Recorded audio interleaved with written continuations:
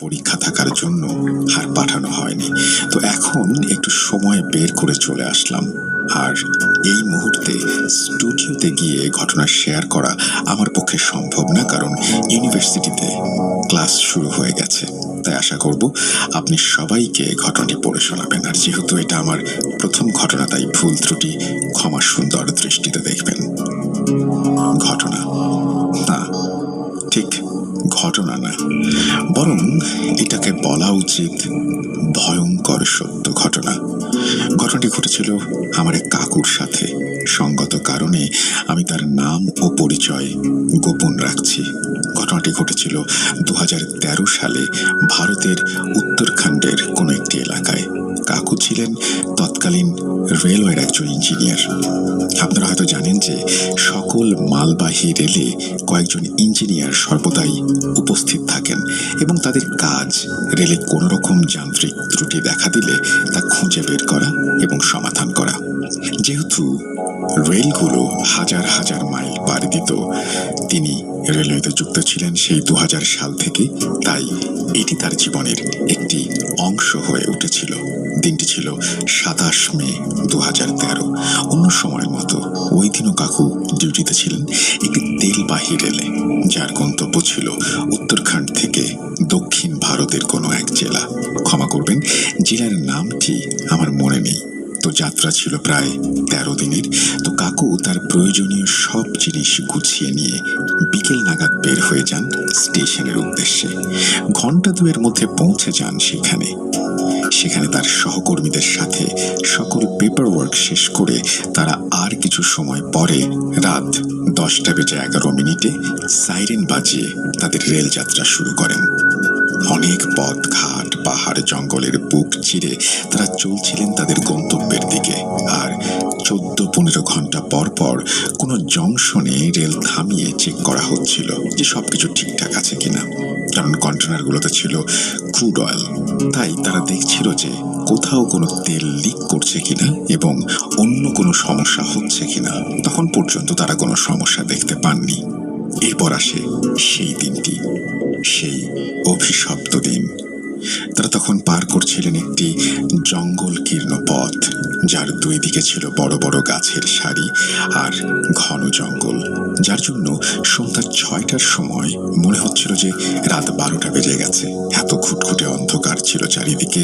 3-4 মিটারের পর আর কিছুই দেখা যায় না। এর মধ্যে ট্রেন চালকেরা খেয়াল করেন যে রেল চলতে কিছু সমস্যা হচ্ছে। হঠাৎ পেছন থেকে শব্দ আসছে। তখনই তারা বিষয়টি ইঞ্জিনিয়ার ক্রুকে জানান এবং তাঁদের সম্মতি নিয়ে একটি ছোট জংশনে রেল থামানো হয়। এর পরের ঘটনা আনিস কাকু, তার মুখ থেকে শুনুন। এই আনিস কাকু নামটি ছদ্মনাম। বলছেন, হঠাৎ গেস্ট এসেছে বাসায়, নাস্তায় কি দেয়া যায় ওয়াও। আনিস কাকু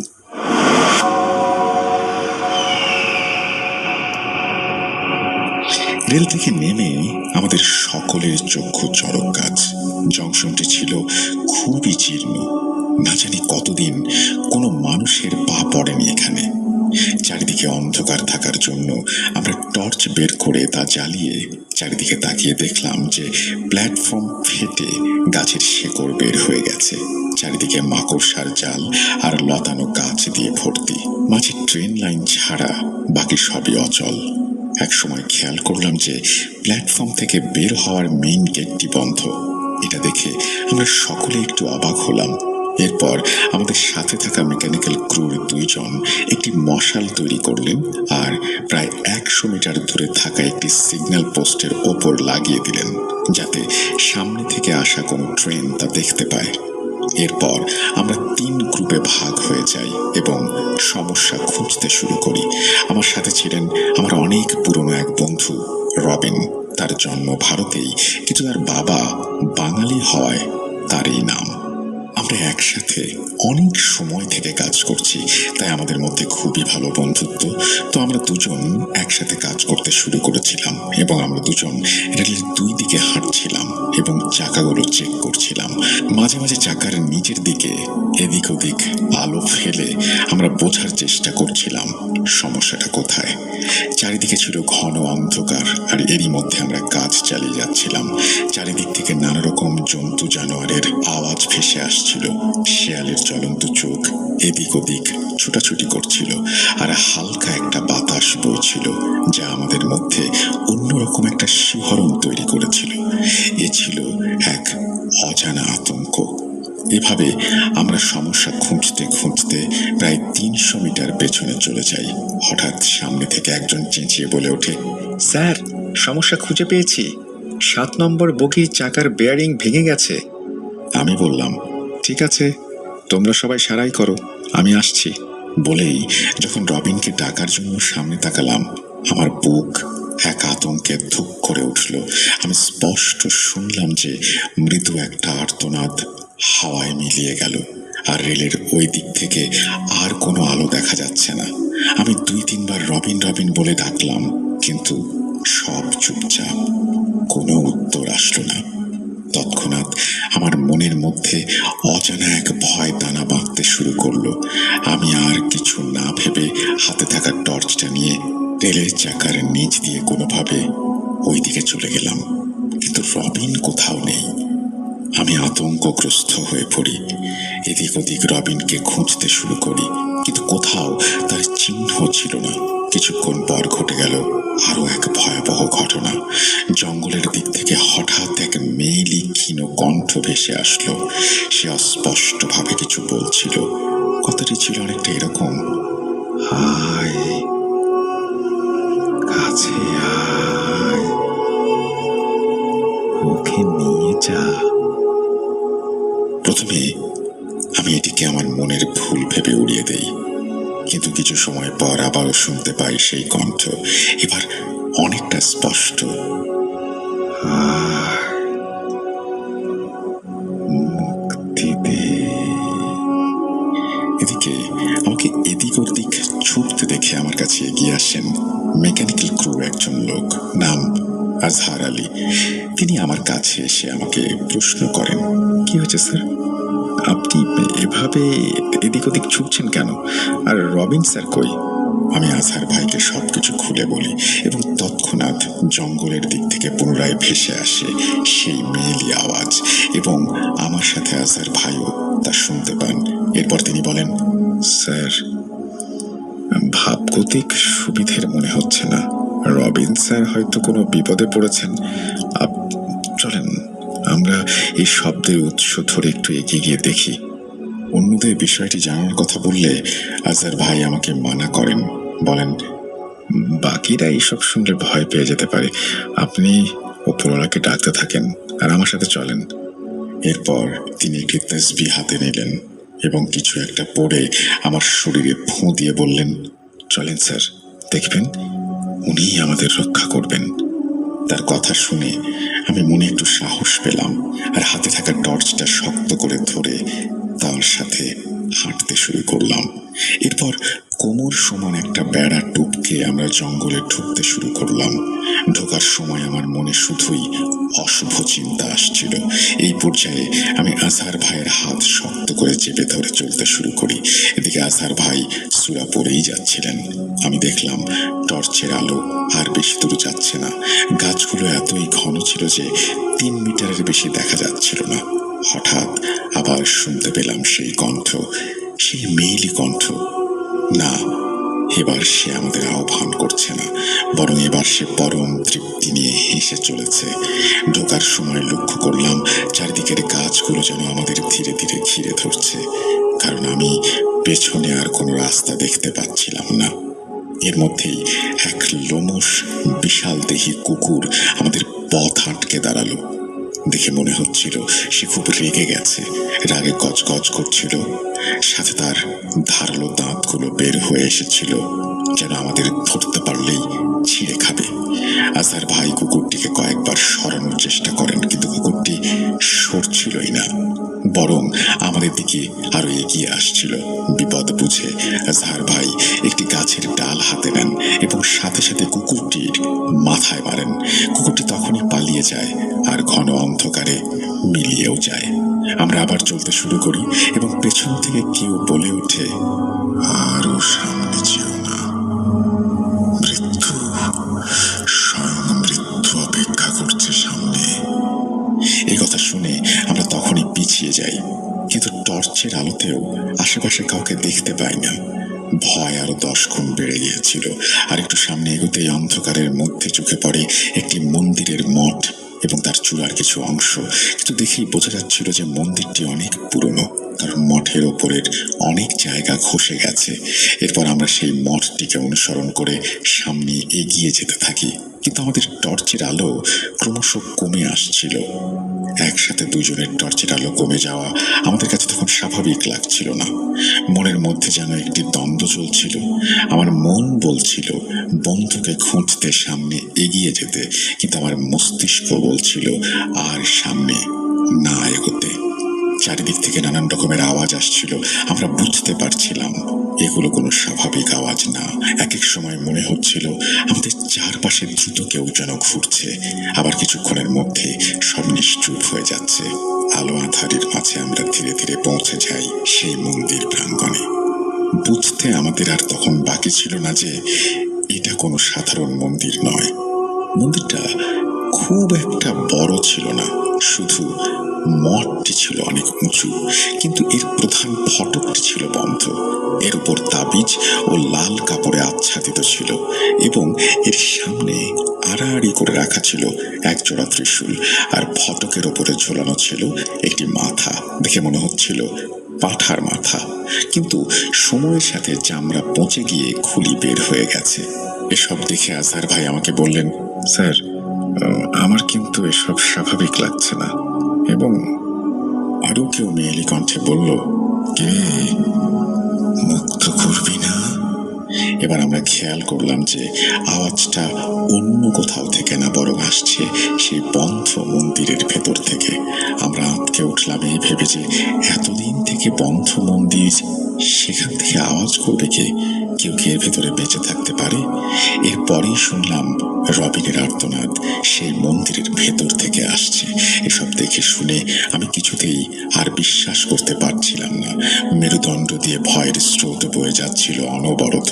সামনে কি হচ্ছে তা দেখার জন্য যেই না একটু পা বাড়াবো, আজহার ভাই আমার হাত খপ করে ধরে বললেন, স্যার, এখানে আমাদের সমূহ বিপদ, এখানে আর এক মুহূর্ত দাঁড়ানো উচিত হবে না। বলে আজহার ভাই আমাকে নিয়ে যেই মাত্র পেছনে ফিরলেন, অমনি আমাদের হাতে থাকা টর্চগুলো দপ করে নিভে গেল। এতক্ষণ কম আলো থাকলেও চারিদিক কিছুটা দেখা যাচ্ছিল, ঠিক ঠাহর করা যাচ্ছিল অন্তত। কিন্তু এবার পুরোপুরি অন্ধকার, খুটখুটে অন্ধকার যাকে বলে। আমরা একে অপরের হাত ধরে সামনে এগোতে শুরু করতেই কোত্থেকে দমকা বাতাস ধেয়ে আসলো। আমরা এই তীব্র বাতাসের ধাক্কায় কোনোভাবেই নিজেদের ঠিক রাখতে পারছিলাম না। এরই মধ্যে আমরা এক গুমোট ঘন কালো অন্ধকারের মেঘকে আমাদের সামনে দেখতে পেলাম। এই ঘন মেঘ যেন পাশের কালো অন্ধকারের চেয়েও বেশি কালো ছিল। এর নির্দিষ্ট অংশ বা আকার বোঝা যাচ্ছিল না, শুধু একটি কালো ছায়ামূর্তির মতো। এসব দেখে আমার হাত পা ঠান্ডা হয়ে আসছিল। আজহার ভাইয়ের তসবিটা তিনি হাতে নিয়ে জোরে জোরে আজান দেওয়া শুরু করলেন।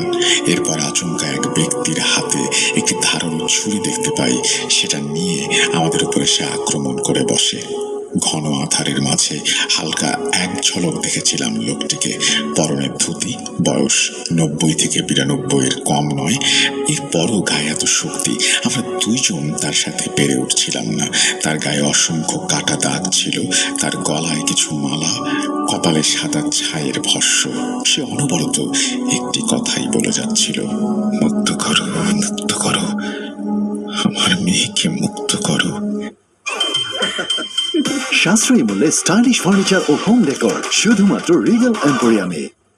সে বারবার আমাদের ওই দরজা খুলতে বলছিল, আর দরজার ভেতর থেকেও রাগান্বিত গোঙানির আওয়াজ আসছিল। মনে হচ্ছিল কেউ যেন রাগে গজগজ করছে। এরপর মন্দিরের ভেতর থেকে ভেসে এলো এক কান ফাটানো আর্তনাদ। আমাদের কান যেন ফেটে যাচ্ছিল। আজহার ভাই বারবার বলছিলেন, ইয়া আল্লাহ, আর সহ্য করা যায় না। এসবের মধ্যে আমরা একটু অন্যমনস্ক হতেই সেই বৃদ্ধ লোকটি তার হাতে থাকা সেই তীক্ষ্ণ ছুরিটা আজহার ভাইয়ের বুকে বসিয়ে দিল। ফিনকি দিয়ে তার বুক থেকে রক্ত পড়ছিল। আজহার ভাই আল্লাহর নাম নিয়ে মাটিতে লুটিয়ে পড়লেন, আর সেই লোকটি বিকট শব্দে অদ্ভুত এক হাসি হাসতে লাগলো। এসব আর সহ্য হচ্ছিল না আমাদের। আমরা জ্ঞান হারালাম। এরপর চোখ খুলতেই দেখি সেই লোকটি মন্দিরের সিঁড়িতে বসে কিছু একটা পড়ছে, আর আজহার ভাইকে উদ্দেশ্য করে ফোঁ দিচ্ছে। তার পাশেই পড়েছিল আজহার ভাইয়ের নিথর দেহ। তীব্র কষ্ট আর যন্ত্রণায় বলে উঠলাম, হায় ঈশ্বর, কি দোষ ছিল এই সহজ সরল লোকটির? কেন তাকে এভাবে মরতে হলো? আমার কথা শেষ হওয়ার আগে আমি দেখতে পেলাম আজহার ভাইয়ের শরীর কেমন যেন নড়ে উঠল। পরক্ষণেই উনি মাটিতে উঠে বসলেন, আর পাশে পড়ে থাকা ছুরিটা তুলে নিয়ে নিজেই নিজেকে আঘাত করতে শুরু করলেন। ওনাকে দেখে আমার মোটেই স্বাভাবিক লাগছিল না। ওনার চোখে মুখে আলাদা রকমের এক রাগ লক্ষ্য করলাম আমি। চোখ যেন আগুনের মতো জ্বলছিল, শরীর থেকে উটকো গন্ধ আসছিল। এরপর সেই বৃদ্ধ লোকটি আজহার ভাইকে তার দিকে আহ্বান করতে থাকে, আর আজহার ভাইও তখন উঠে তার দিকে চলে যায়। এদিকে আমি একটু নড়তে পারছিলাম না। আমার শরীর যেন অসাড় হয়ে আসছিল। হাত পায়ে কোনো জোর নেই। আজহার ভাইকে যে আমি আটকাবো তার কোনো শক্তি আমার মধ্যে অবশিষ্ট ছিল না। শুধু যা হচ্ছিল সব তাকিয়ে তাকিয়ে দেখছিলাম, আর বারবার সৃষ্টিকর্তাকে ডাকছিলাম যেন তিনি ঠিক করে দেন। এরপর দেখলাম আজহার ভাই লোকটির কাছ থেকে কিছু একটা নিয়ে সেই বন্ধ দরজার দিকে এগিয়ে যাচ্ছে। আমি চেষ্টা করছিলাম তাকে বলতে যে, যাবেন না ভাই, যাবেন না, দয়া করে ওই দরজা খুলবেন না, কিন্তু মুখ কাজ করছিল না আমার। আর আজহার ভাইও সেই দরজার কাছে গিয়ে ত্রিশূল জোড়া সরালেন, আর সাথে সাথেই শুরু হলো ভয়ানক ঝড় আর বৃষ্টি। বৃষ্টি পড়ার শব্দ এত তীব্র ছিল যে মনে হচ্ছিল আমার কানের কাছে কেউ যেন পটকা ফোটাচ্ছে। এই বৃষ্টির শব্দের মাঝেও আমি শুনছিলাম সেই বন্ধ মন্দির থেকে অনবরত হাসির আওয়াজ আসছে। সেই মহিলা একইভাবে বলছে, মুক্ত হব, কেউ বাঁচবে না, কেউ না, সবাইকে মারব, এই ভদ্রপুর আবার শ্মশান হবে, সবার প্রতিশোধ নেব। হাসি চলছিল, আর এদিকে আজহার ভাই জানোয়ারের মতো মুখ দিয়ে তালা কামড়ে খোলার চেষ্টা করছিলেন। এক পর্যায়ে তিনি সেই তালা খুলতে সক্ষম হন, দরজা খুলে দেন। এরপর সেই দরজা দিয়ে অসংখ্য পোকামাকড় আর একটি কালো অবয়ব বের হয়ে আসে। সে ছিল তীব্র, ভয়ানক, চার পেয়ে অবয়ব, মানুষ আকৃতির, কিন্তু তার পাগুলো পেছনের দিকে মোড়ানো ছিল, আর ভাঁজ করা হাতগুলো একই রকম। চার হাত পা দিয়ে সে বের হয়ে আসলো সেই মন্দির থেকে। কি ভয়ানক আর বিক্ষুটে তার মুখ! কেউ যেন ইট দিয়ে থেতলে দিয়েছে। শরীরে নেই কোনো কাপড়, হাত ও সারা শরীর থেকে পচা মাংস দেখা যাচ্ছে। তাকে দেখে সেই বৃদ্ধ লোকটি পরম উচ্ছ্বাসে ফেটে পড়লো। সে বলতে লাগলো, এসেছিস মা, এসেছিস তুই, কত যুগ, কত বছর পর আজ তুই মুক্ত হলি। এই বলে তিনি অবয়বটির মাথায় হাত বুলিয়ে দিতে লাগলেন।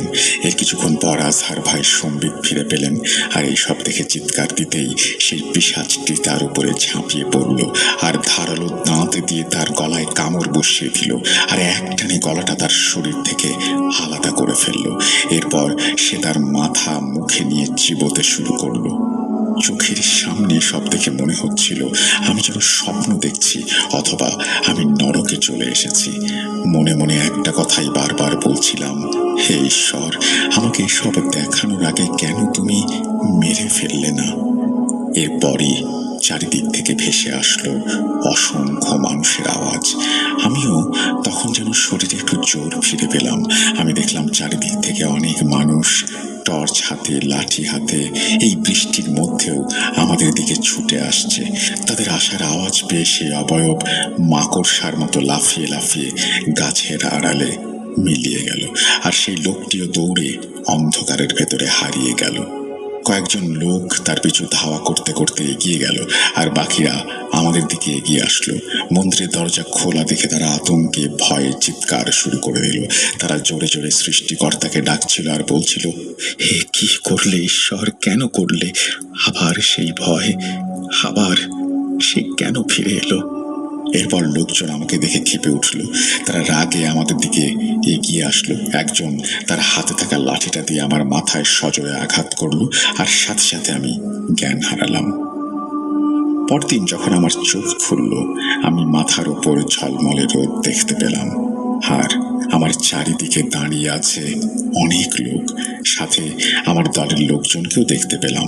আমি উঠে বসতেই দেখলাম আমার সামনে কিছু লোক বসে আছে, আর তাদের মাঝে গালে হাত দিয়ে বসে আছেন একজন।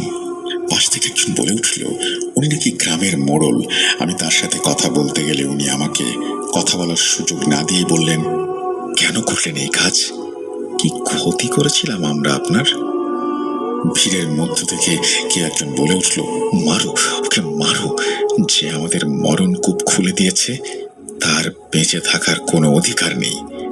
আমি সবাইকে শান্ত করার চেষ্টা করে বললাম, দেখুন, আমিও আপনাদের মতোই মানুষ। জেনে বুঝে অন্যের ক্ষতি হবে এমন ভুল আমি কোনো দিনই করব না। আমার কথা শুনে মোড়ল বললেন, তাহলে কেন খুললেন সেই দরজা? হায় ঈশ্বর, কি অন্যায় করেছিলাম আমরা। কিছুক্ষণ চুপ থেকে তিনি আবার আমাকে উদ্দেশ্য করে বললেন, আপনি জানেন আপনি কি করেছেন? আপনি 1952 বছরের পুরনো অভিশাপ আজ আপনার হাত ধরে আবার ফিরিয়ে নিয়ে এসেছেন। আবার এই ভদ্রপুর গ্রামের ওপর সেই মৃত্যুর কালো ছায়া নেমে এসেছে।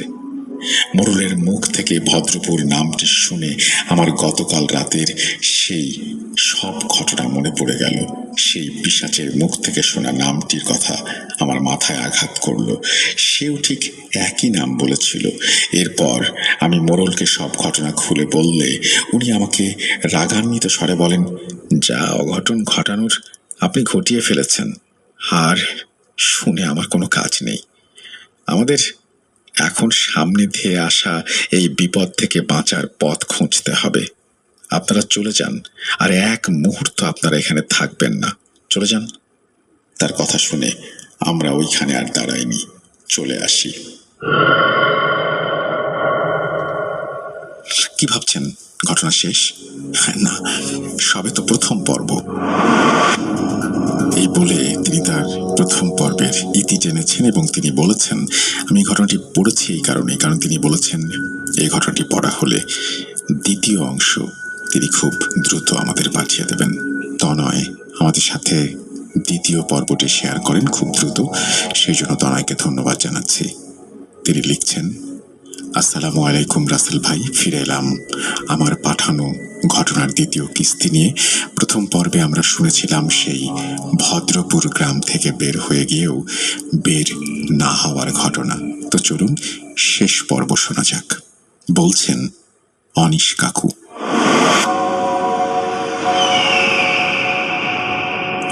সেই বাড়ি থেকে বের হয়ে আমরা তখন গ্রামের রাস্তা দিয়ে হাঁটছি। মনের মধ্যে শুধু ঘুরছে গতকাল রাতের সেই আত্মা কাঁপার ঘটনা আর গ্রামের লোকজনের করুণ কান্নার দৃশ্য। আমি যেন কোনোভাবেই নিজেকে ঠিক রাখতে পারছিলাম না। মনের মধ্যে শুধু একটি কথাই আসছিল বারবার, যে আমার জন্য কি আজকে এই গ্রামের লোকজন বিপদে পড়ে গেল? আমি কি তাদের মৃত্যুর দিকে ঠেলে দিলাম? এসব নানান চিন্তা করতে করতে আমরা যখন মেইন রাস্তার কাছে চলে এসেছি, হঠাৎ পেছন থেকে একটা 17-18 বছরের ছেলে আমাদের ডাক দিল। দৌড়াতে দৌড়াতে কাছে এসে বলল, আপনারা যাবেন না, পুরোহিত ঠাকুর আপনাদের ডেকেছেন, আপনাদের সাথে কথা বলতে চান তিনি। আমি তখন তাকে তার নাম জিজ্ঞেস করলাম, আর সে তার নাম বলল মণিকণ্ঠন। তখন সেখান থেকে একটা টোটো নিয়ে ছেলেটির দেখানো রাস্তায় চলতে শুরু করলাম। আর কিছুক্ষণ পর সেই গাড়িটি গিয়ে থামলো একটি নদীর তীরে শ্মশান ঘাটে। আশেপাশে কেউ ছিলেন না। আমি তখন ছেলেটিকে জিজ্ঞাসা করলাম, কোথায়, কে আমাদের ডেকেছে? কিছুক্ষণ পর পাশের ছোট মন্দির থেকে বের হয়ে আসলেন একজন পুরোহিত। গলায় তার রুদ্রাক্ষের মালা আর কপাল জুড়ে আছে ছাই ভস্ম। উনি এগিয়ে আসেন আমার দিকে আর হাত ধরে একদিকে নিয়ে যান। আমি তাকে জিজ্ঞাসা করি যে কোথায় নিয়ে যাচ্ছেন, কিন্তু উনি কিছু না বলেই এগিয়ে যাচ্ছিলেন। ওনার সাথে মন্দিরের অশ্বত্থ গাছের নিচে যাই আর দেখি সাদা কাপড় দিয়ে কিছু মুড়ে রাখা, আর সাদা কাপড়টির অনেক জায়গায় লাল রক্তে ভিজে গেছে। তারপর সেই লোকটির কাছে গিয়ে কাপড়টি সরাই আর আমরা দেখতে পাই আজহার ভাইয়ের ছিন্ন ভিন্ন লাশ। ওনার লাশ দেখে আমরা সকলেই বুক ফাটা কষ্টে আত্মচিৎকার দিয়ে উঠি। তখন সেই লোকটি আমাদের সান্ত্বনা দিয়ে বলেন যে দুনিয়াতে যার আয়ু যতদিন সে ঠিক ততদিনই থাকবে, আয়ু শেষ, মৃত্যুও চলে আসে। আপনাদের এই বন্ধু হয়তো মুসলিম ধর্মের ছিলেন, তাই আমরা তার সৎকার করিনি, আর ওনার কাজ শেষ করার জন্য আপনাদের এইখানে ডেকে আনা। আসুন ওনার আত্মার শান্তি কামনা করে ওনার শেষকৃত্য করি। এরপর আমি, রবিন, সেই বালক আর মন্দিরের সেই লোক মিলে আজহার ভাইয়ের লাশ নদীতে গোসল করাই আর নদীর ওপারে থাকা ছোট একটি কবরস্থানে ওনার দাফন সম্পন্ন করি। এরপর সেই লোকটি আমাদের কাছ থেকে বিদায় নিয়ে চলে যায় এবং মণিকণ্ঠন নামের ছেলেটি বলে, এই জায়গায় কাজ শেষ, এবার চলুন আপনাদের পুরোহিত ঠাকুরের কাছে নিয়ে যাই। এরপর আমরা আবার তার সাথে হাঁটা শুরু করি। পায়ের মধ্যে জখম নিয়ে আমার চলতে কষ্ট হচ্ছিল, তারপরও খুঁড়িয়ে খুঁড়িয়ে ছেলেটির সাথে এসে পৌঁছাই একটি মন্দির প্রাঙ্গণে। মন্দিরের সামনে গিয়ে এত কষ্ট আর ভয়ের মাঝেও আমার মধ্যে কেমন যেন একটা প্রশান্তি কাজ করে। আশেপাশের পরিবেশ খুব ভালো লাগছিল। এরই মধ্যে মন্দিরের ভেতর থেকে বের হয়ে আসলেন মধ্যবয়সী সুদর্শন একজন লোক। পরনে ধুতি পাঞ্জাবি, গায়ে নামাবলি আর হাতে একটি রুদ্রাক্ষ।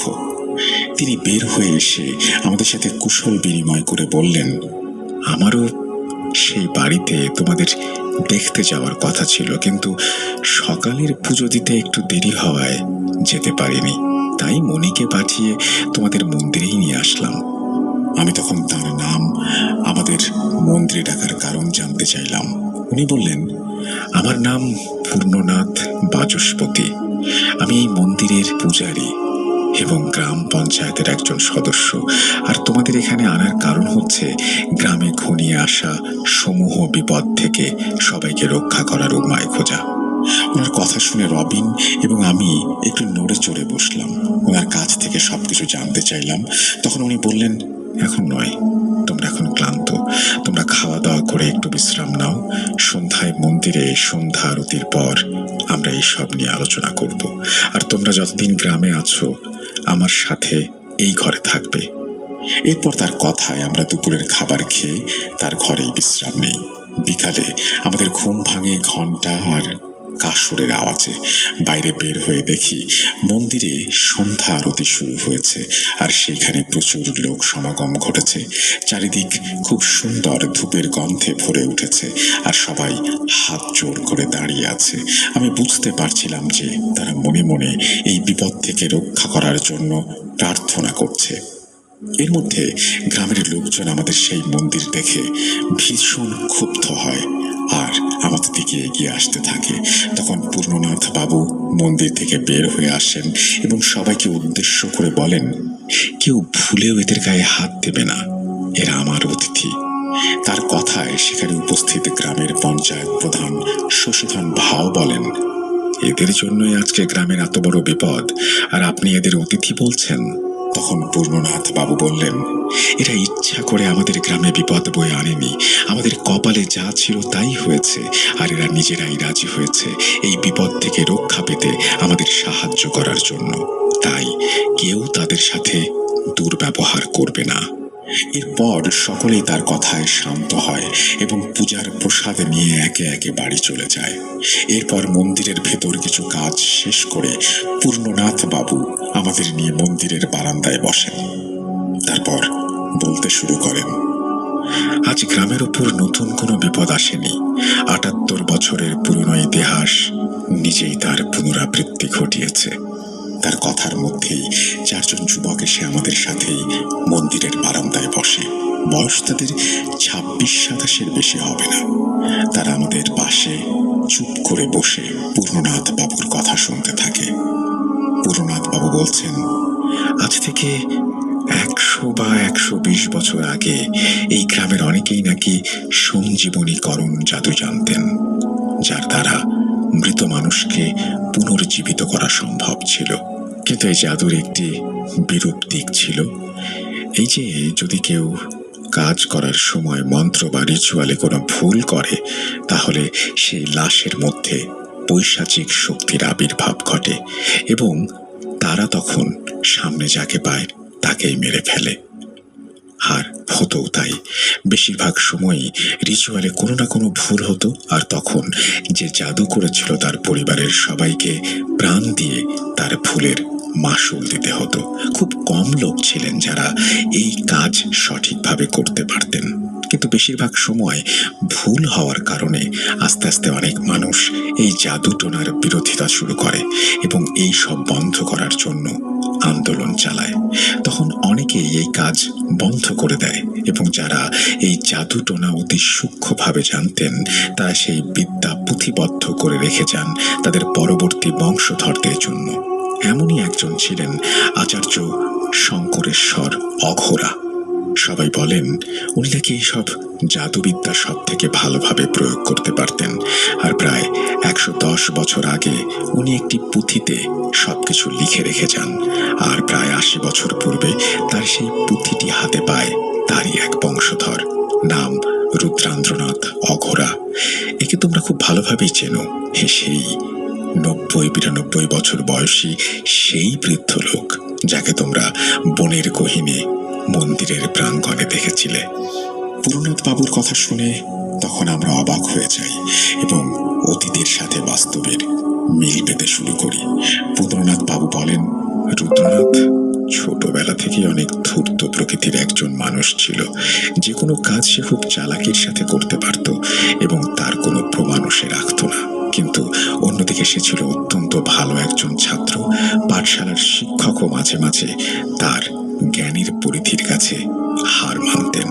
২৬ বছর বয়সে সে বিয়ে করে এবং ৩ বছর পর তার ঘর আলো করে আসে ফুটফুটে এক কন্যা সন্তান। সবকিছু নিয়ে ভালোই চলছিল তার সংসার। গ্রীষ্মের কোনো এক সকালে সে তার ঘর মেরামত করার সময় মাটি খুঁড়তে গিয়ে মাটির নিচ থেকে একটি ছোট বাক্স খুঁজে পায়। বাক্সটি খুলে দেখতে পায় তার পূর্বপুরুষের রেখে যাওয়া সেই পুঁথি। ভালো ছাত্র হওয়ার কারণে খুব তাড়াতাড়ি রুদ্রনাথ পুঁথির সকল বিদ্যা শিখে যায় এবং মানুষের ওপর প্রয়োগ করার সিদ্ধান্ত নেয়। এ কাজের জন্য কোনো এক রাতে সে নদীর ওপারে ছোট কবরস্থান থেকে সদ্য কবর দেয়া একজন পুরুষের লাশ উঠিয়ে নিয়ে আসে এবং পরবর্তী রাত থেকে শুরু হয় রিচুয়াল। শুরুতে সবকিছু ঠিকভাবে চললেও শেষ মুহূর্তে গিয়ে ঘুমের ঘোরে সে কিছু ভুল করে বসে এবং তখন পুনর্জীবিত হওয়ার বদলে সেই লাশটি পরিণত হয় এক রক্ত পিপাসু পিশাচে এবং তৎক্ষণাৎ রুদ্রের স্ত্রীকে হত্যা করে সেই পিশাচ আর ঘরের বাইরে চলে যায় এবং গ্রামের আরো অনেক লোকদের সেই রাতেই নৃশংসভাবে হত্যা করে। পরের দিন আমার বাবা, যিনি এই মন্দিরের তৎকালীন পুরোহিত ছিলেন, তিনি তার ক্ষমতা বলে সেই পিশাচকে আটকাতে সমর্থ হন এবং এও জানতে পারেন যে কিভাবে এই পিশাচের আগমন ঘটেছে এই গ্রামে। তার কাছ থেকে সবকিছু জানার পর তিনি অগ্নিশর্মা হয়ে রুদ্রনাথের বাড়িতে যান এবং লাঠি দিয়ে তাকে তীব্রভাবে আঘাত করতে থাকেন এবং তাকে আধমরা করে ফেলেন।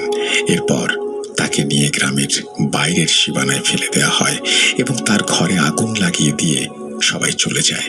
কিন্তু সেই সময় সেই ঘরে রুদ্রনাথের মেয়ে ছিল, সে ওই আগুনে দগ্ধ হয়ে মারা যায়।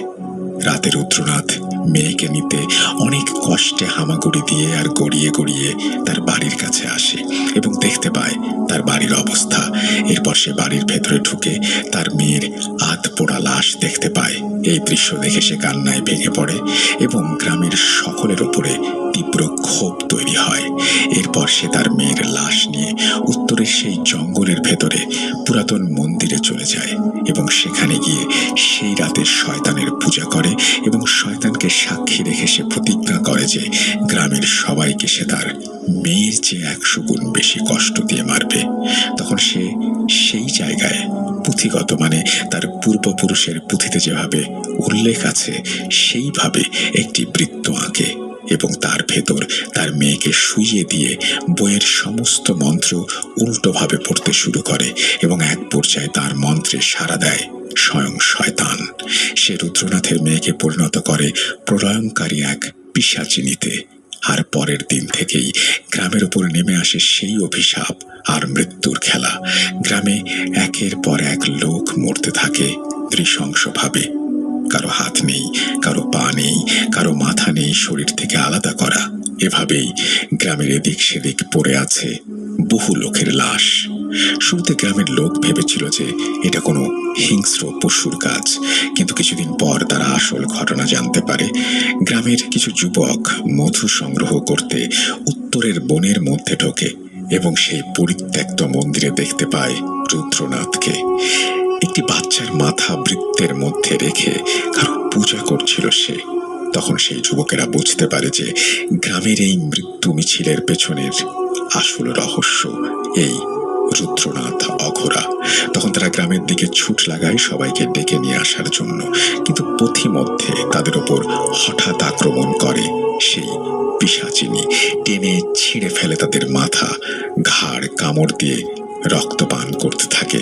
তাদের মধ্যে একজন কোনোভাবে বেঁচে ফিরতে পারে, যদিও তার একটি হাত সেই পিশাচিনী ছিঁড়ে ফেলেছিল।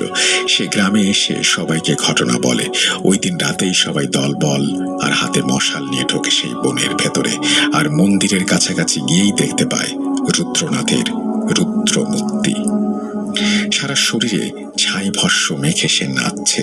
সাধারণ কোনো নাচ নয়, মনে হচ্ছিল যেন তার নাচের সাথে সমগ্র আকাশ বাতাস প্রকম্পিত হচ্ছে। তখন গ্রামের মোড়লের নির্দেশে সুঠামদেহী কিছু লোকজন লাঠি নিয়ে ধরতে যায় রুদ্রনাথকে, আর ঠিক তখনই গাছের ওপর থেকে তার উপর হামলা করে সেই অবয়ব, ছিন্ন ভিন্ন করে ফেলে তাদের শরীর। আর এইসব দেখে গ্রামের লোকরা যে যেদিকে পারে ছুটতে শুরু করে নিজেদের প্রাণ বাঁচাতে, আর পেছন থেকে রুদ্রনাথ হাসতে থাকে। ওই দিন রাতে সবাই দেখতে পায় রুদ্রনাথকে হাতে একটি ঘণ্টা নিয়ে সে গ্রামের রাস্তা দিয়ে দৌড়াচ্ছে আর বলছে, শ্মশান শ্মশান, ভদ্রপুর এখন শ্মশান। এইসব দেখে সবাই অনেক বেশি ভয় পেয়ে যায়। পরদিন সকাল থেকেই গ্রাম ছাড়তে শুরু করে তারা। আর মাত্র কয়েকদিনের ব্যবধানে সেই গ্রাম আসলেই শ্মশানে পরিণত হয়। চারিদিক শুধু মানুষের দেখতে পায় রুদ্রনাথকে হাতে একটি ঘণ্টা নিয়ে সে গ্রামের রাস্তা দিয়ে দৌড়াচ্ছে আর বলছে, শ্মশান শ্মশান, ভদ্রপুর এখন শ্মশান। এইসব দেখে সবাই অনেক বেশি ভয় পেয়ে যায়। পরদিন সকাল থেকেই গ্রাম ছাড়তে শুরু করে তারা। আর মাত্র কয়েকদিনের ব্যবধানে সেই গ্রাম আসলেই শ্মশানে পরিণত হয়। চারিদিক শুধু মানুষের আহাজারি। এইসব সমস্যার সমাধান করতে গিয়ে কিছুদিন পরেই মন্দিরের প্রাঙ্গণেই এক সভা হয়। সেখানে সবাই আমার বাবার কাছে আকুতি মিনতি করতে থাকেন সকলকে এই সমস্যা থেকে বের করে নিয়ে আসার জন্য। আমার বাবা তখনও এসব দেখে চুপ ছিলেন, তবে আর চুপ থাকতে পারলেন না। তিনি সিদ্ধান্ত নেন তিনি সবাইকে রক্ষা করতে কিছু একটা করবেন। তাই সবার কাছ থেকে তিনি 3 দিন সময় চেয়ে নেন এবং সবাইকে বলেন এই 3 দিন ঘর থেকে জরুরি কাজ ছাড়া বের না হতে। সেই দিন রাত থেকেই তিনি তার সমস্ত পুঁথি আর গ্রন্থ ঘাঁটতে শুরু করেন উপায় খোঁজার জন্য, কিন্তু তেমন কিছু পাচ্ছিলেন না। আর দেখতে দেখতে চলে যায় আরো 3 দিন। সেদিন ছিল গ্রামের বাৎসরিক কালী পূজা। সকাল থেকেই সবাই বিভিন্ন পূজা সামগ্রী নিয়ে মন্দিরে আসতে থাকে। বিকাল নাগাদ মন্দির প্রাঙ্গণ মনোরম হয়ে ওঠে।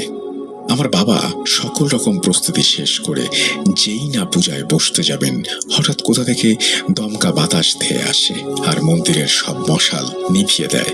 এক মুহূর্তে সকল কলরব পরিণত হয় আহাজারিতে। সকলের উপর আক্রমণ করে সেই পিশাচিনী এবং রুদ্রনাথ। রুদ্রনাথ হাতে থাকা খড়গ দিয়ে সবার উপর আঘাত করতে থাকে, আর সেই পিশাচিনীও সবার শরীর টেনে ছিন্ন বিচ্ছিন্ন করে ফেলে।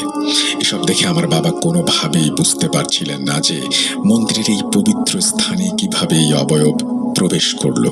ঠিক তখনই সেই অবয়ব বাবার উপর আক্রমণ করতে এগিয়ে আসে এবং বাবা তখন তার মন্ত্র বলে সেই পিশাচিনীকে তার থেকে দূরে সরিয়ে দেন এবং রুদ্রনাথকে লাথি মেরে ফেলে দিয়ে একটি লাঠি দিয়ে তার উপর আঘাত করে তাকে অচেতন করে ফেলেন আর একটি মশাল জ্বালিয়ে হাতে নেন। মশালের আগুন দেখে সেই পিশাচিনী ভয়ে সেই জায়গা থেকে পালায়। পরের দিন সবার সামনে রুদ্রনাথকে বেঁধে বেদম আঘাত করা হয়, কিন্তু সে কোনো কথাই মুখ থেকে বের করে না, উল্টো হাসতে থাকে আর বলতে থাকে যে কেউ বাঁচবে না, আজ নয়তো কাল সবাই মরবে। তখন মোড়লের নির্দেশে তাকে নিয়ে গিয়ে একটি ঘরে বন্ধ করে রাখা হয়। আর বাবা তখন সবাইকে বলেন এই গ্রামের ওপর আর কোনো দেবতার আশীর্বাদ নেই, কারণ রুদ্রনাথ তার মায়াজাল দিয়ে এই গ্রামকে বন্ধ করে দিয়েছে। তাই কোনো দৈব শক্তি আমাদের কোনোভাবেই সাহায্য করতে পারবে না। আর এই জন্যই গতকালের পূজার সময় সবকিছু ওলট পালট হয়ে গিয়েছিল আর সেই পিশাচিনী মন্দিরে ঢুকতে পেরেছিল। তখন সবাই বাবার কাছ থেকে উপায় জানতে চাইলে তিনি বলেন শেষ একটা উপায় আছে, অষ্টদিক বন্ধন। একমাত্র এর মাধ্যমেই গ্রামের সবাইকে রক্ষা করা যায়।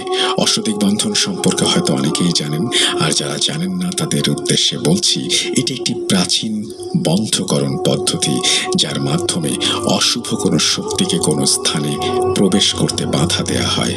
আর এ বন্ধন এতই শক্তিশালী যে কোনো শুভ শক্তিও এই বন্ধন ভেদ করে ঢুকতে পারবে না।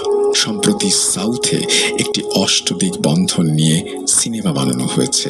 বাবা আরও বলেন যে এই অষ্টদিক বন্ধন চলাকালীন সময়ে কেউ যদি গ্রামের সীমানা অতিক্রম করে তাহলে এই বন্ধন নষ্ট হয়ে যাবে এবং সেই পিশাচিনী পুনরায় গ্রামে প্রবেশ করবে।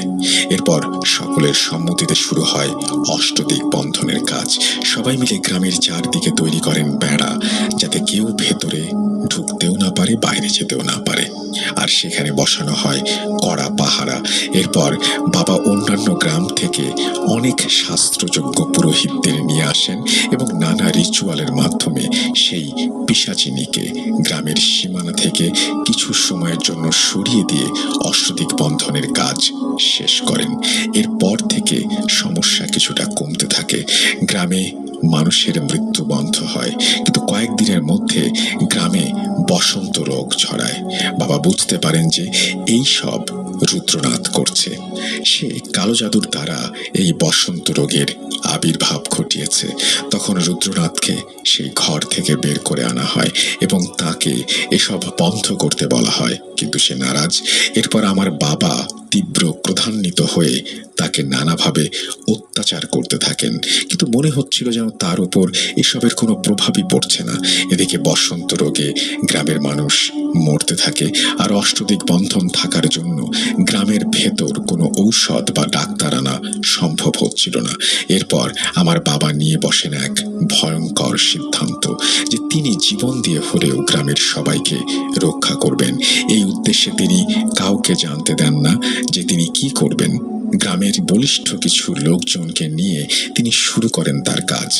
প্রথমে তিনি রুদ্রবেশে, মানে লাল ধুতি, হাতে লাল রুদ্রাক্ষ আর কপালে লাল সিঁদুর লাগিয়ে নিজের হাত কেটে রক্ত দিয়ে মা কালীর পূজা করেন এবং সেই লোকদের নির্দেশ দেন যে রুদ্রনাথকে বন্দি করে নিয়ে আসার জন্য। আর এমনভাবে বন্দি করতে হবে যেন সে কিছু দেখতে না পায়, নিজের জিভ এবং হাত নাড়াতে না পারে। বাবার কথা মতো সেই লোকগুলো রুদ্রনাথকে নিয়ে আসে এবং বাবা তার পূজা শেষ করে মন্দিরে একজোড়া ত্রিশূল নিয়ে বের হন। এরপর তিনি রুদ্রনাথের হাত কেটে কিছুটা রক্ত একটা বাটির মধ্যে নিয়ে কিছু মন্ত্র জপ করেন এবং সেই রক্ত একটি কুকুরকে দিয়ে পান করান। আর সেই কুকুর যে আপনাদের মন্দিরের কাছে যেতে বাধা দিয়েছিল সেই এরপর বাবা কিছু তাবিজ আর একটি কুচকুচে কালো ছাগল নিয়ে সেই লোকগুলোর সাথে রুদ্রনাথকে নিয়ে সেই পুরনো মন্দিরের দিকে যাত্রা করেন আর অষ্টদিক বন্ধন ভেঙে তিনি বনে প্রবেশ করেন।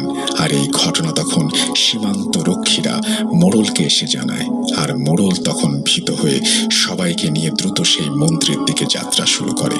ততক্ষণে বাবা বনে প্রবেশ করেছেন, আর তখনই হাড় কাঁপানো গর্জন করে পিশাচিনী তাদের ওপরে হামলা করে। বাবা তখন সেই লোকগুলোকে বলেন, যাই হয়ে যাক না কেন রুদ্রনাথকে তারা যেন না ছাড়ে। এরপর বাবা তার গলায় থাকা রুদ্রাক্ষ হাতে পেঁচিয়ে নেন এবং সেই পিশাচিনীর গলা চেপে ধরেন এবং এক ধাক্কা দিয়ে তাকে দূরে ফেলে দেন। এরপর দ্রুত সেই মন্দিরের ভেতর তিনি প্রবেশ করেন এবং সেখানে রুদ্রনাথের মেয়ের পচা গলা লাশ দেখতে পান। সাথে ছিল 3 চোখওয়ালা একটি শয়তানের মূর্তি। বাবা তখন সমস্ত শক্তি দিয়ে সেই মূর্তিটি তুলে ভেঙে ফেলেন এবং তার হাতে থাকা অনেকগুলো তাবিজের মধ্যে একটি তাবিজ সেই লাশের ওপর রেখে আগুন লাগিয়ে দেন। তখন সেই পিশাচিনী তীব্র আর্তনাদ করতে করতে সেইখানে উপস্থিত হয় এবং সাথে সাথে শুরু হয় প্রলয়ঙ্কারী ঝড় বৃষ্টি। ঝড়ে যেন বড় বড় গাছের মাথাগুলো ভেঙে পড়ছিল। এর মধ্যে গ্রামের অন্যরাও হাজির হয় সেই জায়গায়। এরপর বাবা সেই মন্দিরের সামনে সেই কালো ছাগলটিকে বলি দেন এবং তার রক্ত একটি পাত্রের মধ্যে নিয়ে মন্দিরের ভেতরে রাখেন। আর রক্তের গন্ধ পেয়ে যখনই সেই পিশাচিনী সেই মন্দিরে ঢোকে, বাবার সাথে সাথে সেই মন্দিরের দরজা তালা বন্ধ করে দেন এবং হাতে থাকা রুদ্রাক্ষ এবং তাবিজগুলো শক্ত করে বেঁধে দেন সেই তালার সাথে। এরপর বিভিন্ন মন্ত্র খোদাই করা কিছু কাগজও লাগিয়ে দেন সেই দরজায় এবং বলি দেয়া সেই ছাগলের মাথাটি মন্দিরের দরজার উপরে রেখে দেন। এরপর তিনি করেন সবাইকে রীতিমতো অবাক করে দেওয়ার মতো একটা কাণ্ড। সেই ত্রিশূল জোড়া তিনি নিজেই নিজের পেটের মধ্যে ঢুকিয়ে দেন এবং নিজের রক্তে সেই ত্রিশূল জোড়া ভিজিয়ে সেই দরজার সামনে আড়াআড়ি করে লাগিয়ে দেন। এরপর তিনি সেই লোকগুলোকে বলেন রুদ্রনাথকে মুক্ত করতে, কারণ তার সকল শক্তি তখন নষ্ট হয়ে গিয়েছিল। এরপর লোকগুলো রুদ্রনাথকে ছেড়ে দেয় আর রুদ্রনাথ পাগলের মতো চিৎকার করতে করতে বনের গহীনে মিলিয়ে যায় এবং বাবা তখন লুটিয়ে পড়েন। পরবর্তীতে সবাই মিলে বাবাকে বাড়িতে নিয়ে আসেন এবং অনেক বৈদ্য কবিরাজ ডাক্তার দিয়ে তার চিকিৎসা করানো হয়, কিন্তু বাবা আর সুস্থ হননি। 4 দিনের মাথায় তীব্র কষ্ট আর যন্ত্রণা নিয়ে তিনি মারা যান। মারা যাওয়ার আগে তিনি সবাইকে বলে যান যে ওই পিশাচিনী আর কোনো ক্ষতি করতে পারবে না, আর ওই মন্দিরের মহাবন্ধন ছিন্ন করে সে বের হয়ে আসতে পারবে না। কিন্তু কেউ যদি সেই মন্দিরের দরজা খোলে তাহলে কিন্তু পিশাচিনী আরো শক্তিশালী হয়ে ফিরে আসবে এবং সৃষ্টি করবে এক মৃত্যুর মহাপ্রলয়। আর সেই কুকুরটি এই মন্দির পাহারা দেবে এখন থেকেই, আর কেউ ওই মন্দিরের কাছে গেলে তাকে প্রতিহত করার চেষ্টা করবে। আর রুদ্রনাথের মধ্যে কোনো ক্ষমতা অবশিষ্ট নেই, সকল ক্ষমতা সেই কুকুরের মধ্যে স্থানান্তরিত করা হয়েছে। তাই রুদ্রনাথ সেই মন্দিরের দরজা খুলতে পারবে না। আর বাবা শেষ মুহূর্তে আমাকে তার কাছে ডাকেন, আমাকে মন্দিরের সকল কাজ ভার দেন এবং রুদ্রনাথের সেই পুঁথিটি আমার হাতে তুলে দেন এবং সাবধানে রেখে দিতে বলেন। এই বলে পূর্ণনাথ বাবু থামেন, আর তার কথায় মন্দিরে উপস্থিত সবাই একাধারে শিহরিত এবং বিস্মিত হয়। সূর্য ততক্ষণে রাতের আধারে বিলীন হয়ে গিয়েছে। চারিদিকে খুটখুটে অন্ধকার আর শরীর হিম করে দেয়া এক মৃদু বাতাস বয়ে যাচ্ছে। পূর্ণনাথ বাবু সেই 4 জন যুবকের দিকে আঙুল দেখিয়ে বলেন, আমার বাবাকে যে 4 জন লোক সেই রাতে সাহায্য করেছিল সেই পিশাচিনীকে বন্দি করতে, এরা তাদেরই ছেলে। আমার বাবা মারা যাওয়ার কিছুদিন পরই এদের বাবারাও মারা যায় কিছু অজানা কারণে, আর এরা এসেছে আমাদের সাহায্য করার জন্য। আমি তখন পূর্ণনাথ বাবুকে বললাম যে এখন তাহলে আমাদের কি করণীয়। পূর্ণনাথ বাবু আমাদের কিছু বলতে যাবেন, হঠাৎ একটি ঘন্টার শব্দ আমাদের কানে ভেসে এলো, আর তৎক্ষণাৎ মন্দিরের বারান্দা ছেড়ে একটু এগিয়ে নদীর পাড়ে গিয়ে আমরা দাঁড়াই এবং দেখতে পাই অন্ধকারের মধ্যেও কেউ একজন ঘন্টা বাজাতে বাজাতে ছুটে চলেছে ঝোপ জঙ্গলের মধ্য দিয়ে। পূর্ণনাথ বাবু বলে ওঠেন, রুদ্রনাথ। আমিও তখন ভালোভাবে বুঝতে পারি, হ্যাঁ এই তো সেই মন্দিরের ৯০-৯২ বছর বয়সী বৃদ্ধ। কিছুক্ষণ পর গ্রামের উত্তর দিক থেকে তীব্র আর্তনাদ আর মানুষের আহাজারির শব্দ ভেসে আসে। আমরা সকলে তখন হাতে মশাল নিয়ে সেই দিকে ছুটে যাই। গিয়ে দেখি এক ভয়ানক দৃশ্য। সেই পিশাচিনী গ্রামের ৫-৬ জন লোককে আক্রমণ করেছে। কি করুণ দৃশ্য!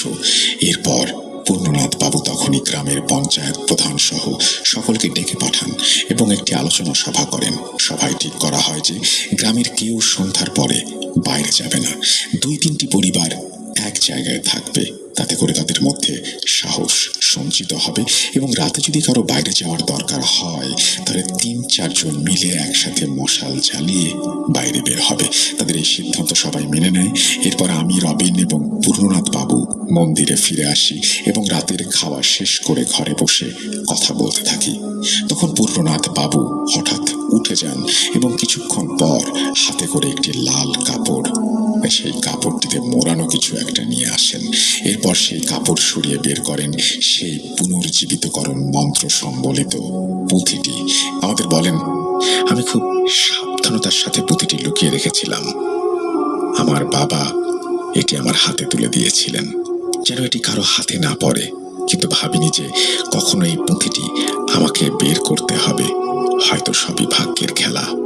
আগামী ৯ দিন, তারপর পূর্ণ অমাবস্যা এবং মন্দিরের বার্ষিক কালী পূজা। তো কাল থেকেই আমাদের পূজার প্রস্তুতি আমরা শুরু করব এবং সেই পুজোর রাতে এই গ্রামকে আমরা সেই পিশাচিনীর অভিশাপ থেকে মুক্ত করব। ওই দিন রাতের মতো আমরা সকলে ঘুমিয়ে যাই। সকাল থেকে শুরু হয় আমাদের পূজা প্রস্তুতি। যেহেতু আমার পায়ে আঘাত লেগেছিল তাই আমি বেশি দৌড়াদৌড়ি করিনি। মণি আর আমি মিলে মন্দিরের বারান্দায় বসে মন্দির সাজানোর জন্য বিভিন্ন কালারের কাগজ কাটছিলাম এবং রবিন সেই ৪ যুবককে নিয়ে নদীর পাড়ে বাঁশঝাড় থেকে বাঁশ কেটে নিয়ে এসে মন্দিরের সামনে সকলের বসার জন্য প্যান্ডেল তৈরি করছিল এবং পূর্ণনাথ বাবু পূজার সকল তদারকি করছিলেন। কিছুক্ষণ পর হঠাৎ সবার চোখের আড়ালে পূর্ণনাথ বাবু আমাকে মন্দিরের পেছনে নিয়ে যান এবং আমার হাতে একটি ছোট পুঁটলি দিয়ে বলেন সেটি খুব সাবধানে আমার কাছে রেখে দিতে এবং কোনোভাবেই তা আমার কাছ থেকে আলাদা না করতে। এরপর আমি তাকে জিজ্ঞাসা করি যে সবার সামনে কেন তিনি এটা আমাকে দিলেন না। তখন পূর্ণনাথ বাবু রহস্যজনক একটা হাসি দিয়ে বলেন, হনিশ, আশেপাশের অনেক চোখ আমাদের উপরে নজর রাখছে, তাই আমাদের সর্বদাই সাবধানে থাকতে হবে। আশেপাশে সবাইকে সবসময় বিশ্বাস করা যাবে না। কথাটি বলেই পূর্ণনাথ বাবু দ্রুত মন্দিরের সামনের দিকে চলে যান এবং আমাকে বলেন আমি যেন কিছু সময় পর অন্য দিক দিয়ে মন্দিরের সামনে চলে যাই। তো তার কথা মতো আমি তাই করি, কাউকে কিছু বুঝতে দেই না এবং আমি এরপরও যখন মন্দিরের সামনে যেতে থাকি পথে আমি আমার পেছনে কারো উপস্থিতি টের পাই। কেউ যেন আমার পেছনে আছে, আমাকে গোপনে ফলো করছে। আমি দ্রুত পেছনে তাকাতেই দেখি মন্দিরের দেয়ালের পাশ থেকে একটি ছায়ামূর্তি দ্রুত সরে গেল। আর তখন পূর্ণনাথ বাবুর কথাটা আমি কিছুটা আন্দাজ করতে পারলাম যে উনি হয়তো আগেই বুঝতে পেরেছিলেন কেউ আমাদের কাজকর্মের ওপরে নজর রাখছে।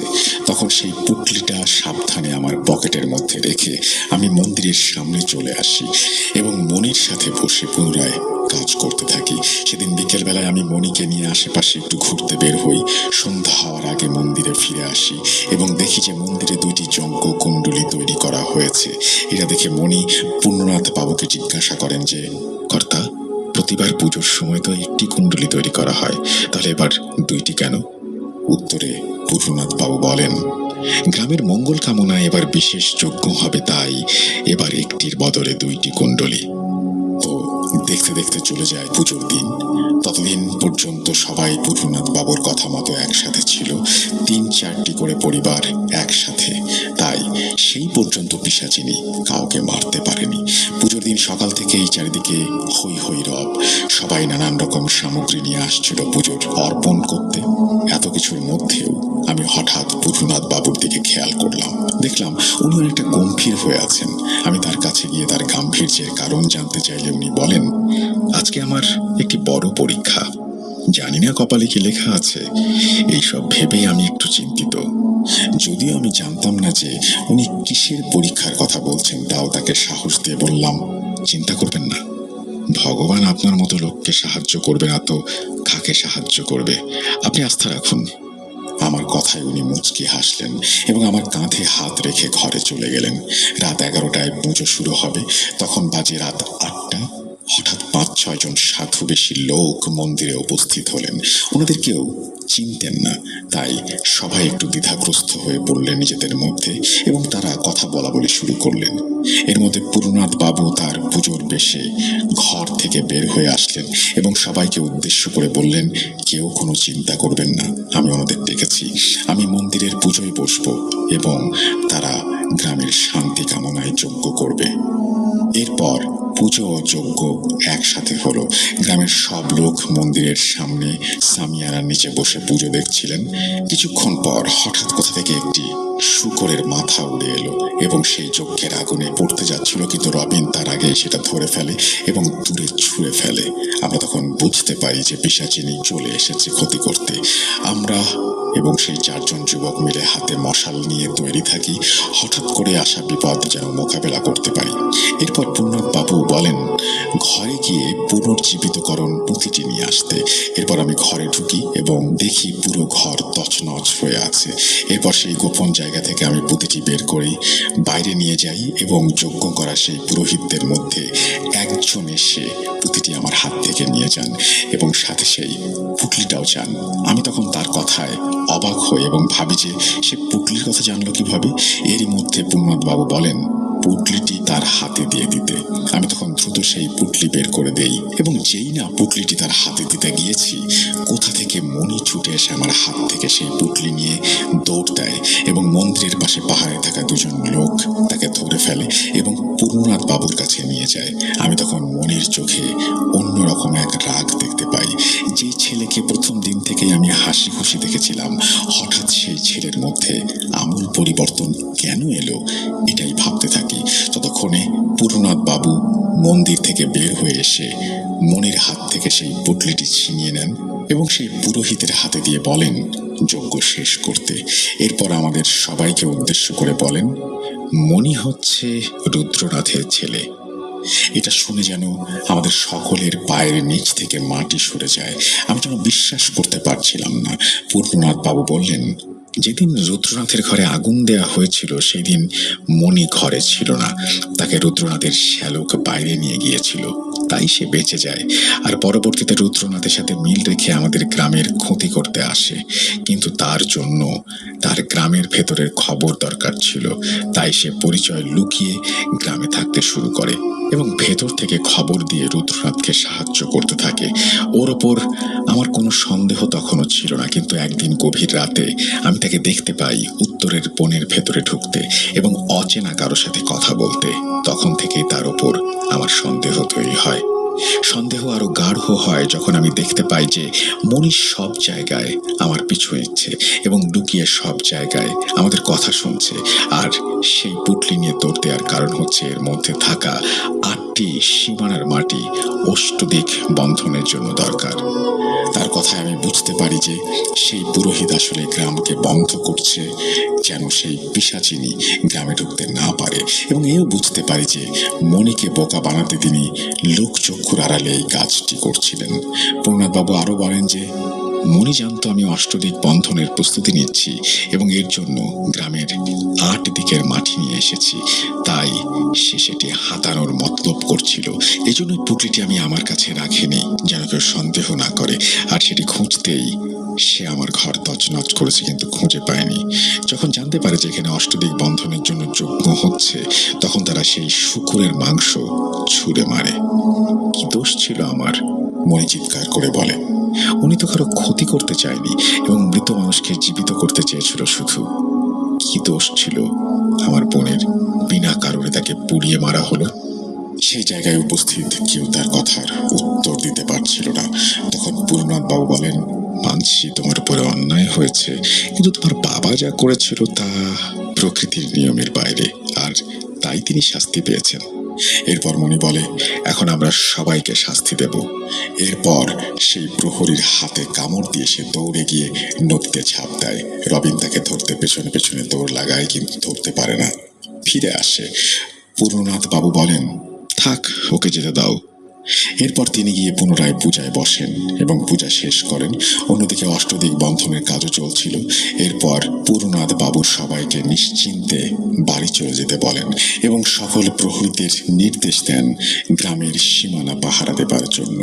গ্রামে যেন কেউ ঢুকতে না পারে, কারণ সেই অষ্টদিক বন্ধন ভেঙে যাবে এবং সেই পিশাচিনী গ্রামে ঢুকে আবার মৃত্যুর তাণ্ডব চালাবে। এরপর তার কথা মতো সকল গ্রামবাসী ঘরে ফিরে যায় এবং প্রহরীরা সীমানা পাহারা দিতে চলে যায়। আমি, রবিন এবং পূর্ণনাথ বাবু এরপর মন্দিরের কিছু কাজ শেষ করে রাত 2:20 নাগাদ ঘরে চলে আসি এবং ঘুমিয়ে পড়ি। হঠাৎ কিছুক্ষণ পরে চিৎকার চেঁচামেচিতে আমাদের ঘুম ভাঙে। ঘরের লাইট জ্বালিয়ে দেখি 3:07। ঘড়ি দেখে আমরা ঘরের বাইরে আসি এবং দেখি মন্দির প্রাঙ্গণে অনেক লোক জমা হয়েছে। পূর্ণনাথ বাবু তাদের কি হয়েছে জিজ্ঞাসা করতেই তারা বলে, পিশাচিনী গ্রামে মৃত্যুর তাণ্ডব চালাচ্ছে। গ্রামের মোড়ল এবং তার পরিবার সবাইকে নৃশংসভাবে হত্যা করা হয়েছে। পূর্ণনাথ বাবু বিস্মিত হন এবং বলেন, এ কিভাবে সম্ভব? শুধু অশুভ শক্তি কেন, কোনো শুভ শক্তিও এই অষ্টদিক বন্ধন ভাঙতে পারে না। তাহলে সেই পিশাচিনী কিভাবে গ্রামে ঢুকলো? নিশ্চয়ই কেউ এর মধ্যে গ্রামের সীমানা অতিক্রম করেছে, যেই কারণে অষ্টদিক বন্ধন ভেঙে গেছে। এরপর আমরা সবাই মিলে মশাল জ্বালিয়ে গ্রামের সীমানার কাছে গিয়ে দেখি পূর্ব দিকের সীমানায় প্রহরীরা অচেতন হয়ে পড়ে আছে, আর সীমানার তার কাটা দিয়ে 17-18 বছরের কোনো এক ছেলে চলে গেছে, তার পায়ের ছাপ। তখনই আমরা বুঝতে পারি যে নিশ্চয়ই মণিগন্ধন এই অষ্টদিক বন্ধন ভেঙেছে এবং সেই পিশাচিনীকে গ্রামে প্রবেশ করতে দিয়েছে। এরপর আমরা যখনই সেই জায়গা ত্যাগ করে গ্রামের রাস্তায় উঠি, তখন সেই পিশাচিনী, রুদ্রনাথ এবং মণি একসাথে আমাদের ওপরে আক্রমণ করে। গ্রামের লোকজন কিছু বুঝে ওঠার আগেই তারা মানুষকে নৃশংসভাবে মারতে শুরু করে। এই দেখে পূর্ণনাথ বাবু নিজেকে আর ধরে রাখতে পারেননি। তিনিও তার বাবার মতো রুদ্র মূর্তি ধারণ করেন এবং দৌড়ে গিয়ে মন্দিরের ভেতর থেকে মা কালীর হাতে থাকা খড়গটা নিয়ে আসেন এবং এক কোপে রুদ্রনাথের মাথা তার দেহ থেকে আলাদা করে ফেলেন। এরপর গ্রামের লোকজন মণিকে ধরে নিয়ে যায় এবং তাকে এলোপাথারি পেটাতে শুরু করে। এক পর্যায়ে সেও মারা যায়। নিজের বাবা আর ভাইয়ের মৃত্যু দেখে সেই পিশাচিনী আরো ক্ষিপ্র হয়ে ওঠে এবং আমাদের দিকে হামলা করতে আসে, কিন্তু এর আগেই পূর্ণনাথ বাবু তার বাবার দেয়া সেই প্রাচীন রুদ্রাক্ষের মালা নিজের হাতে পেঁচিয়ে সেই পিশাচিনীর গলা চেপে ধরেন। এরপর সেই অবস্থাতেই তিনি পিশাচিনীকে নিয়ে উত্তরে সেই পুরনো মন্দিরের দিকে যেতে থাকেন এবং সেই যুবকদের বলেন নদীর পাড়ের শ্মশানের, অর্থাৎ সেই শ্মশানে একটা অশ্বত্থ গাছ আছে, তার একটি বড় ডাল কেটে নিয়ে আসতে। এরপর তিনি মন্দিরের বারান্দায় বসেন এবং রুদ্রাক্ষের মালা হাতে চড়ে চড়ে মন্ত্রপাঠ করতে থাকেন। তার নাক কান দিয়ে অনবরত রক্ত ঝরছে। এরপর পূর্ণনাথ বাবু তার কাছ থেকে বের করেন পুনর্জীবিতকরণ পুঁতিটি এবং তাতে আগুন লাগিয়ে দেন। এরপর সেই অশ্বত্থ গাছের ডালেও আগুন জ্বালিয়ে দেন। তারপর তিনি মন্দিরের দরজা বন্ধ করে দেন। এরপর মন্দিরের ভেতর থেকে ভেসে আসা সেই পিশাচিনীর নিদারুণ আর্তচিৎকার। কিছুক্ষণের মধ্যেই পুরো মন্দিরে আগুন লেগে যায় এবং বৃষ্টির মধ্যেও সেই আগুন জ্বলতে থাকে। কিছুক্ষণের মধ্যেই সেই মন্দির পুড়ে ছাই হয়ে যায়। কিছু সময় পর পূর্ণনাথ বাবু বলেন, এবার এই গ্রাম পুরোপুরি অভিশাপ মুক্ত, বলেই তিনি অজ্ঞান হয়ে যান। এরপর সবাই মিলে ধরাধরি করে তাকে মন্দিরে নিয়ে আসি এবং এরপর তার চিকিৎসা শুরু হয়। 11 দিন পর পূর্ণনাথ বাবুর হুঁশ ফেরে। এরপর তিনি গ্রামের সবাইকে ডেকে বলেন, কাজ এখনো শেষ হয়নি, তোমরা পাশের গ্রাম থেকে বিজ্ঞ পণ্ডিতদের খবর দাও। এরপর তার কথা মতো পণ্ডিতদের নিয়ে আসা হয় এবং সেই পুরো মন্দিরের জায়গায় গিয়ে রুদ্রনাথ, মণি এবং তার মেয়ের শ্রাদ্ধ করানো হয়। এরপর পূর্ণনাথ বাবু বলেন তাদের অতৃপ্ত আত্মা এবার মুক্তি পেয়েছে। এই স্থানেই রুদ্রনাথ জাদুটোনা করে তার মেয়েকে পিশাচিনীতে রূপান্তরিত করেছিল এবং এখানেই তাদের শ্রাদ্ধ করে তাদের আত্মার মুক্তি দেয়া হলো। এই স্থান এখন পবিত্র, আর এখন এই মন্দিরের জায়গায় নতুনভাবে নির্মিত হবে মহাকালের মন্দির, যার কৃপায় আমরা বেঁচে গিয়েছি। এরপরে তিনি বলেন তিনি এই মন্দিরের সার্বিক কাজে নিযুক্ত থাকবেন। সবাই তখন বলে গ্রামের মূল কালী মন্দিরের কি হবে? পূর্ণনাথ বাবু তখন বলেন, মায়ের হাত থেকে তার অস্ত্র নিয়ে এসে আমি একজনকে খুন করেছি, যা ঘোরতর পাপ। তাই সেই মন্দিরের পুরোহিত হওয়ার যোগ্যতা তিনি হারিয়েছেন এবং তিনি আমাদের বলেন মন্দিরের জন্য অন্য কাউকে খুঁজে নিয়ে আসতে। আমি আমার বাকি জীবন এখানেই কাটাবো, শেষে যোগ করেন তিনি। এরপর পূর্ণনাথ বাবু আর কারো কথা শোনেননি, তিনি সেই মন্দিরেই থেকে যান। আমরাও 2 দিন পর সেই গ্রাম থেকে চলে আসি। এর আগে পূর্ণনাথ বাবুর সাথে দেখা করে আসি, আশীর্বাদ নেই, তাকে বলে আসি যে ভাগ্যে থাকলে আমাদের আবার দেখা হবে। আমরা চলে আসার সময় খেয়াল করছিলাম যে পূর্ণনাথ বাবু আমাদের দিকে এক দৃষ্টিতে তাকিয়ে আছেন এবং মুচকি হাসছেন, সেই হাসি যা আমি পূজার দিন মন্দিরে দেখেছিলাম। সেই রহস্যময় হাসির কারণ আজও আমার অজানা। এরই মধ্য দিয়ে শেষ হয় আমার জীবনে এক কালো অধ্যায়। আমি কোনোদিন এই ঘটনা ভুলতে পারবো না। এই বলে তিনি তার ঘটনা শেষ করেছেন। অনেক ধন্যবাদ। অনেক লম্বা একটা ঘটনা, 2টি পর্বে ভাগ করা। এত বড় ঘটনা আমাদের পাঠানোর